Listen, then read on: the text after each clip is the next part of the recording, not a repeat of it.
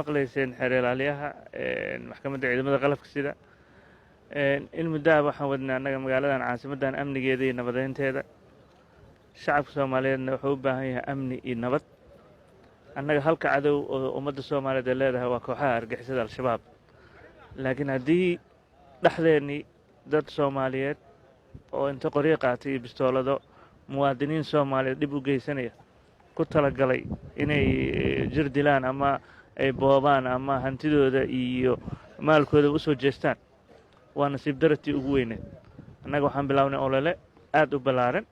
oo ah in laga hortago dadka maleeshiyaadka ah ee burcadda ah ee xaafadaha iyo shacabku ay ka nasan laayihiin magaaladan muqdisho caasimad ma noqon karto lama tartami karto caasimadaha adduunka haddii ay nagu dhex jiraan dad Soomaaliyeed oo muwaadiniin Soomaaliyeed fal u geysanaya hadda maanta hortiina waa ka muuqataa hubkii lagu soo qabtay 4 ka mid ahna deegaanka Garas Baale waa dadkii muddo la raadinayay booliiskana ay soo gudbiyeen annagana shirkeena amniga habeen walba uga hadalno waxaan nasiib wanaaga shacabkan u sheegaynaa in maanta gacan lagu soo dhigay weliba iyagoo isku dayay inay gabar farxumo u geystaan waa dhaqanka islaamka dhaqanka Soomaalidu aad bay uga soo horjeedaa annaga waxaan rabnaa in gacan bir ah lagu qabto dadka noocaasa burcadda ah ee soo jeesta sidoo kale degmadan Dharkinley muddaan ka hadalnay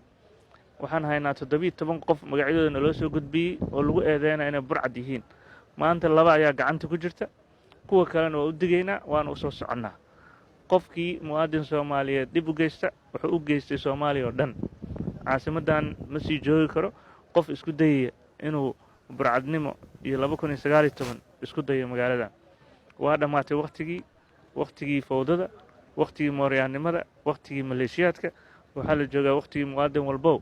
waddankaaga maxaad u taraysaa caasimadaada maxaa u taraysaa noqo muwaadin inta qoryaha haysta iyo bistoolooyinkana waxaan leenahay haddaba iska tuura oo ummaddiina ka mid noqda waxbarta waddankiina u adeega sidoo kale waxaan rabaa inaan digniin adag u diro odayaasha iyo dadka ka soo daba cararaya dadka oo noocan oo kale ah ee raba inay soo daayaan